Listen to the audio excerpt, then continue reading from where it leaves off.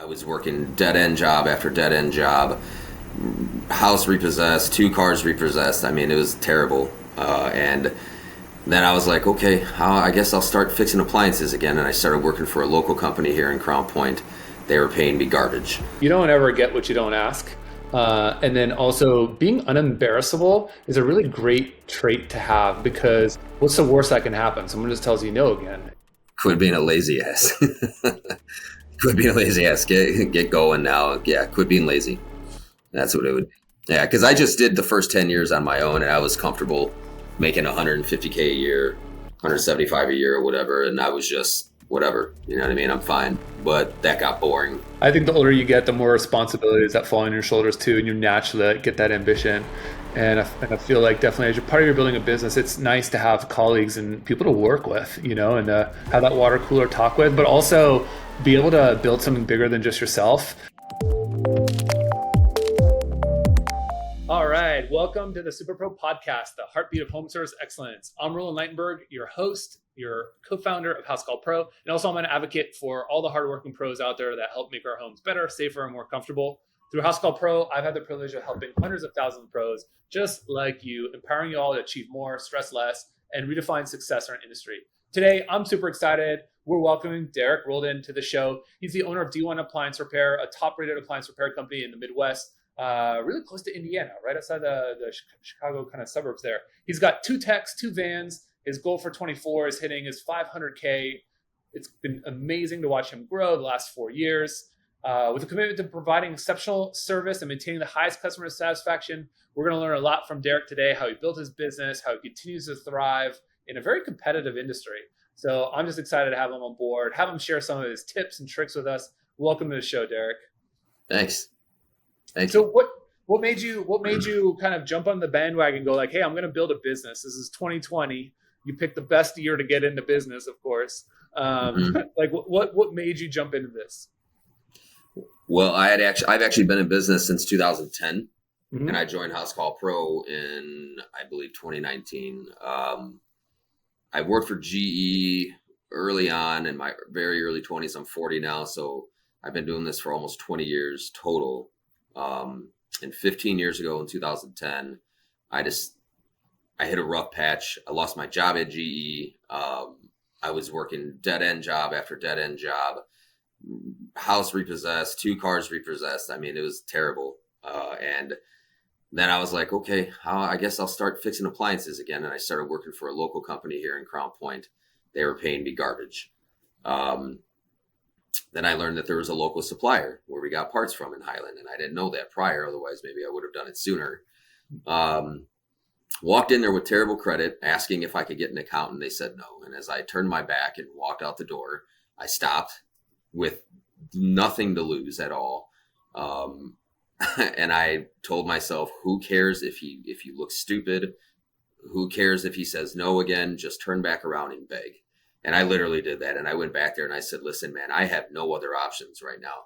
I told him my car was repoed. I've lost my house. I know how to fix appliances. If you can give me $100 credit limit, I will literally pick up a part, go put it in, come back and pay it. And I'll do that every day until I build your trust. And he liked that. And he gave me a $250 credit limit that Nice. day. And then like a month later, he increased it to 500. A couple months later, it was 1,000 and so on. And it was awesome. So 10 years later, 11 years later, COVID hit. It tripled my business organically because all of new appliances were obviously on the ships overseas and just sitting there. And so people were staying at home. People were forced to fix. And I said, if I don't decide to step out of my comfort zone and grow now, I never will. I hired a tech, and it was a mess. I mean, it was a mess. And, but he stayed with me for a year. And in that process, I picked up a buddy of mine that I also worked at GE with, years and years prior. His name is Adam, and he's now an operations manager for me. So we're doing big things right now. We're doing the Conquer coaching right now, and they're helping us, scale the business with that. Adam came in and he had worked for a company in the area that was utilizing House Call Pro. And he said, hey, you need to get House Call Pro. It's pretty awesome. It was between them and Service Titan. And I chose House Call Pro. It felt more intuitive. It felt easier to use. And at the time, House Call Pro didn't quite have as much as Service Titan did, but now I've noticed that it's very competitive, and I'm really really happy with House Call Pro. That's awesome. That's great to hear. I feel like one of the golden nuggets there from just your story is like you don't ever get what you don't ask. And then Yeah, also being unembarrassable is a really great trait to have because what's the worst that can happen? Someone just tells you no again. And yeah, I think that's like yeah. one of the core things to building any business is you're going to hear no a billion times. So And the sooner dating you can women. become immune to it, the better it is for everybody. Yeah, and I mean it's no different than asking a girl out. Like a guy has to get told 20 times, get told no 20 times before he gets a yes. So it was basically just that mindset. It's like, hey man, what's the worst? They're gonna say no. That's it. Yeah. Also, like, look, like the guy gave you a second chance, or a chance, not even a second chance, just a chance to like build that Yeah. trust. And I think just asking people, like, hey, let me build up the trust with you. I'll show you that I can do it. I feel like that's a great way for people that are looking to get into the trades, looking to start with anything. People are just looking for other folks that can hold their word, and I think Hmm. that's rare these days. And if you come in with that and you really do that, I feel like you can talk the talk, but once you actually do what you say you're going to do, you start building that trust pretty quick, Yeah. and then you have a relationship all of a sudden. And Hmm. I mean, yeah, it was a while ago, but I'm glad you did that, and I hope that others can kind of learn from that too. Hmm. Yeah. So appliance repair, you've got a high velocity set of customers. They're coming in, you got to wait on a part. Hopefully you have the part, you got the part, you install it. So you're probably running multiple jobs a day sometimes. How do you find your customers? Where are they hearing about you? How have you even been able to grow your business? I use a company called Haibu. Mm-hmm. I swear they're the holy grail of advertising. They're the first company to ever partner with Facebook and the first company to ever partner with Google in terms of advertising. And I've been using. They chased me for a long time, but they're a bit pricey. I mean, I spend $1,300 a month, but they take care of everything. I don't have to touch nothing, and if I want to change, it's done within a day or two at the most. Mm-hmm. They take care of my social ads, retargeting ads, which is if you're on your computer and you're Googling, you want to buy a new Maytag refrigerator, you want to buy a new fridge because yours is out. Well, my ad will pop up in the corner over there, and or it'll pop up on your phone later that day. Follows you around Right? everywhere you Yeah. go.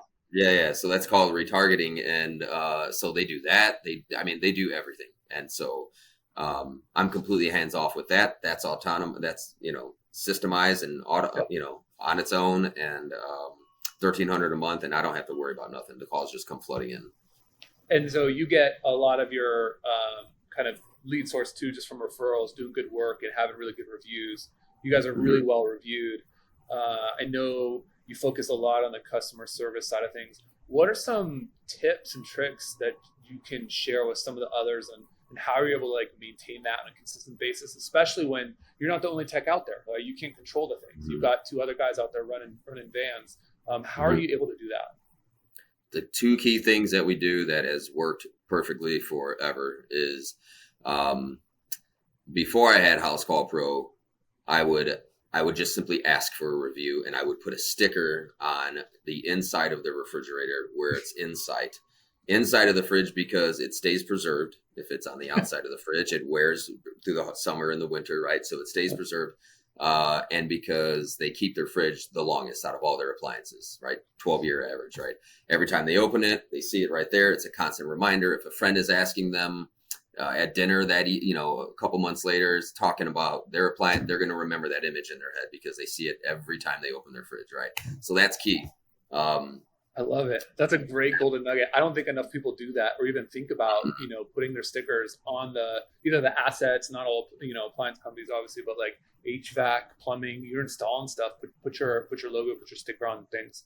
Yeah, and don't use magnets because they fall. I mean, I started using stickers because I noticed all of my competitors' magnets on the ground, and not just my competitors, but local other HVAC companies and whatnot under the ground, under the dryer, under the washer.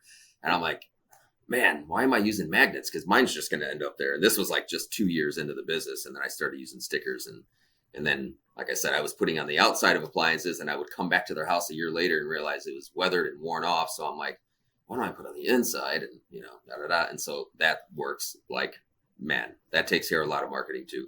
The second thing I do is I ask for a review before I leave the home. But now that I have House Call Pro, um, the customer gets a text when the job is scheduled. They get a text when the customer's on the way, and then they get a text when the job is done.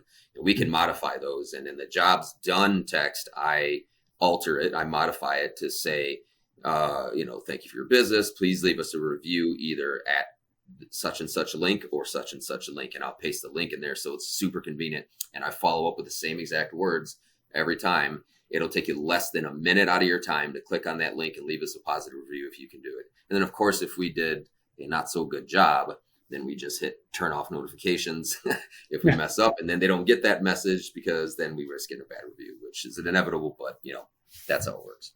Definitely. But I feel like the golden nugget here is, if you reiterate and you ask for it up front and you tell them, hey, there's going to be a link and only going to take you a minute, you're not just asking for it one time. You're using automation, plus you've built it into your process.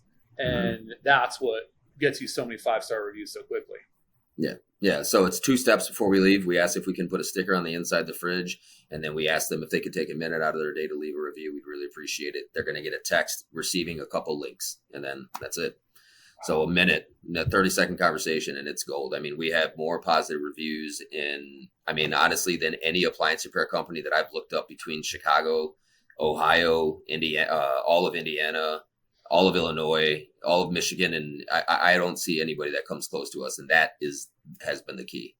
And I'm a small shop. And I feel like too, from an SEO perspective, and getting in the local map pack and getting on top of the appliance company near me or appliances near me, or even just appliance company, that'll get you to show up, especially in the areas for which you service. Yeah. And by having that many reviews, Google's going to know you're a legit company. They're going to surface you on the top. Right. And so you get a whole bunch of inbound just from that. And so that definitely compounds over time. Yeah, for sure. 15 years of that is definitely, I've definitely seen the benefits from 15 years of having those reviews. So. Oh, yeah, for sure.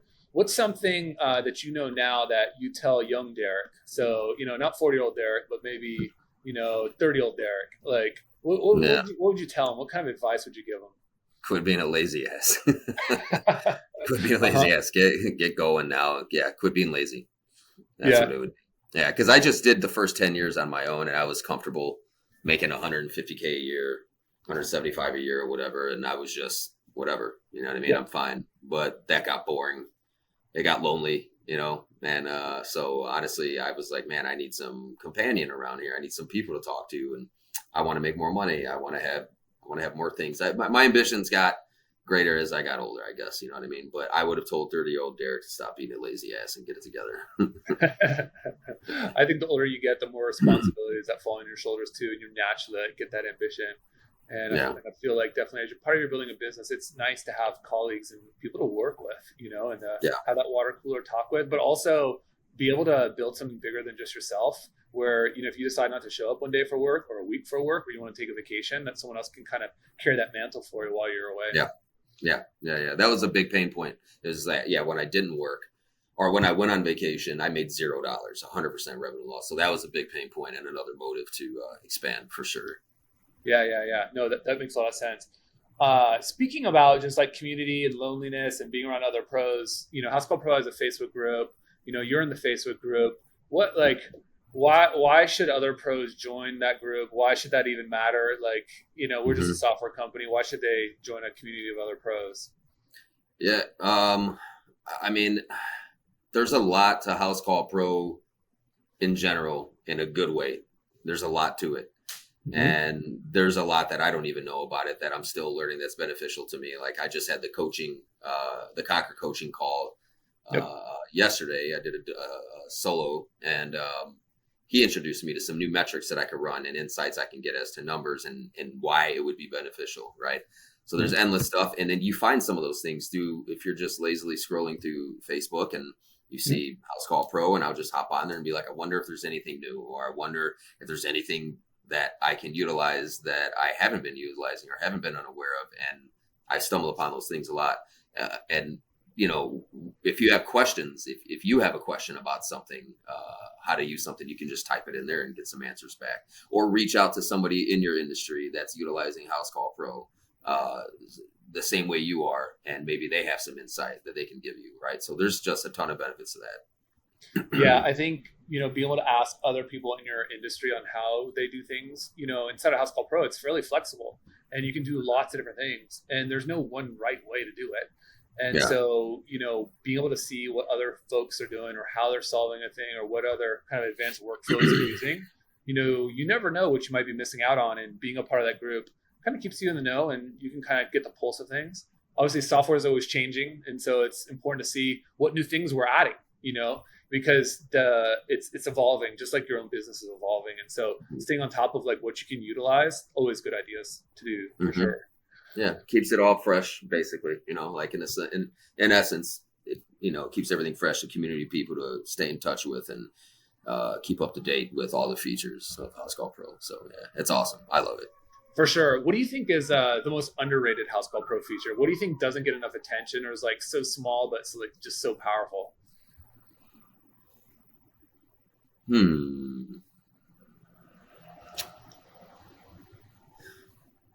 I would say WiseTech financing. Mm-hmm. Probably WiseTech. We use WiseTech for our service plans. So we offer service plans where customers do not have to pay a trip fee, parts, or labor for 5 years if they sign up for a service plan. And before WiseTech, we had customers had to pay that up front. $2,275 for basically thin air for nothing, for protection on their kitchen and laundry appliances. And with the introduction of WiseTech, they were able to get approved for financing and pay that $2,275 off within a 2-year window. And most of the customers were honestly approved at a no interest rate, which was just phenomenal. So we made our sales department increase by probably 80% in sales. Yeah. So that was, I'd say WiseTech for sure. Yeah. I think when it comes to home service companies, a lot of times, repairs or things are just like things you didn't plan on, you didn't budget on. Being able to offer customers the opportunity to pay over time that helps take like a large amount into something that's like more palatable and more of a no-brainer. So, if you're a pro and you want to get creative and try to use financing for your business, that's definitely a good path. What do you think about, like as you've built your business, what's like the hardest thing that you've really had to face and maybe what's some way that you had to overcome it? The hardest thing that I've had to face is stop being a lazy ass. How did you overcome seriously. Like, what kicked you in the butt? It was COVID, and then that led to poor employee retention and not knowing why, and then that led to Conquer Coaching and realizing that poor systems and operations, SOPs, and poor systemization was to blame. And having a robust new hire packet and basically just having a well-defined role for each employee and so on and so on. And they compared to, McDonald's systems, Chick-fil-A systems, and then a light bulb clicked and I was like, yeah, that all makes sense. It's, and it's time to move forward with that. So that's where I'm at right now at that phase of my business. Yeah, I think the hardest thing is making sure that people know where they fit within the business and what they should be doing, what they shouldn't be doing. But then when they first step foot into the business, that's not like a question, like what's next? Yeah. It's like, no, here you go. Here's this packet. Here's this piece. Here's this piece. Here's what your first week looks like, your second week. And once you're on your own in your own truck, this is what it's kind of going to look like for it. Those are all important pieces, especially as you're bringing on employees. And you've got a couple of them and you got some trucks on the road. So if you want to take that vacation, you can take it without having that $0 revenue coming at you. When you're taking a look at the appliance repair industry, what kind of like opportunities do you foresee maybe in the next couple years, 5 years, 10 years down the road? Like, what are you preparing yourself for? Man, I don't want to call it a pipe dream, but the grandiose vision for me is to make this company a franchise where I have the systems down pat perfectly, and it is a business that somebody could look at and be like, man, I want to carbon copy this and, and branch it out into such and such market. And that's the long-term goal. Yeah. I want to redefine the appliance repair industry that way. That's really my goal, is to redefine the entire appliance repair industry that way. Appliance repair companies come and go often. And I'm redefining the image. I'm redefining the process. I'm redefining the repair process and the systems and all of it. And my goal is to make it franchisable for sure. Yeah, I feel like without no pun intended, but there's a lot of like moving parts when it comes to appliance There's a lot. repair, and I feel like that's what makes it particularly hard, especially because there's a lot of things that are maybe even outside of your control. Parts availability, what's happening in those things, and I feel like that's what can really mess with people that are trying to get into the industry, because it's not always straightforward, and having relationships matter to get you on top of the list for things, but. If someone's looking to get in the appliance repair industry, obviously you've had like such a long background in it, you've done it for a while before you decided to jump into it. But if someone's like, yeah, this sounds good, like where would you recommend that they start? Can you repeat that? If someone's looking to get into like the appliance repair industry, you obviously you had a history in it, and so for you it's a little more natural because you had that knowledge, skill set, like all the pieces. But if someone's like, this does sound interesting to me, like where would you recommend that they start?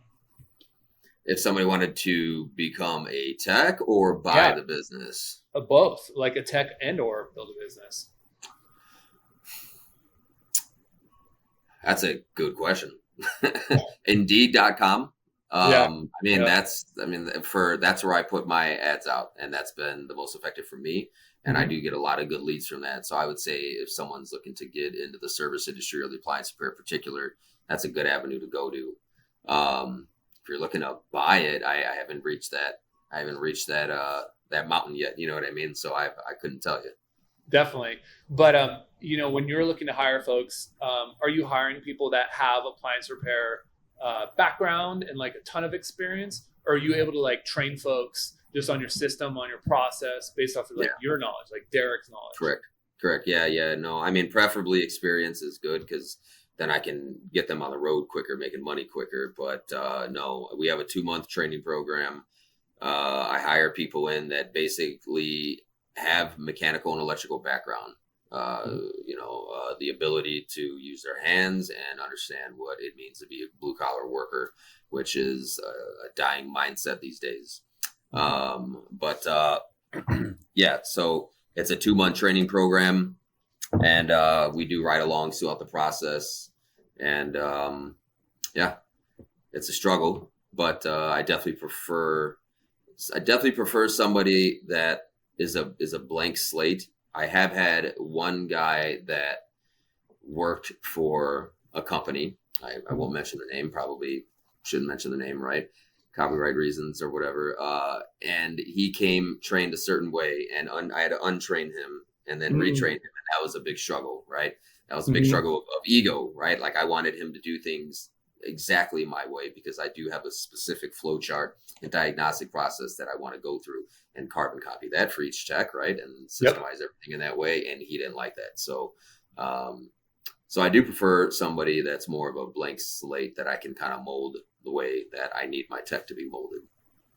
Yeah. And I mean, if you're building your business and you're listening to this and you're looking for folks, Indeed, definitely, if you post on there, it does cost money, to get eyeballs on your listing, but you can find people that are willing to join the company, that have that blank slate, that probably have that growth mentality, that are, willing to do, That's work key. with their hands, a blue collar piece. I think if they have that, and you've got a good training process in place, then, you can end up with a really great employee that'll be with you for a long time. Yeah. That's the key for me is like, I want to find on all my job postings, I put I'm looking for an open-minded, growth mindset individual with Mm-hmm. with a basically a new collar mindset with an old school blue collar work ethic is what I have on the posting exactly. So, Ooh, I love that. I feel like I got to steal that somehow, but we're in the tech industry. But no, that's catchy. I love that. Derek, it's been awesome talking to you. Do you have any last tips or like a parting word of wisdom like to leave the audience with? oh man, if you don't grow, you die. Tony Oh, Robbins. nice, nice. I love it. I love it. Well, thanks again for coming on and sharing some of your wisdom, Derek. That was super awesome. And for all of our pros that are listening, tune in next week for another show, the Superpro podcast. See you Thanks. guys. The Superpro podcast is brought to you by Housecall Pro, the leading platform for the home service industry. Housecall Pro streamlines your workflows and simplifies everything from scheduling and dispatching to communication and billing. Unlock the full potential of your home service business with Housecall Pro. Work smarter and more efficiently with streamlined workflows and detailed analytics. Win more business and serve your customers well, every single time. Join more than 40,000 home service pros who have already revolutionized their businesses. Work smarter with streamlined workflows, get organized with centralized information, and scale your business your way. Learn more at housecallpro.com.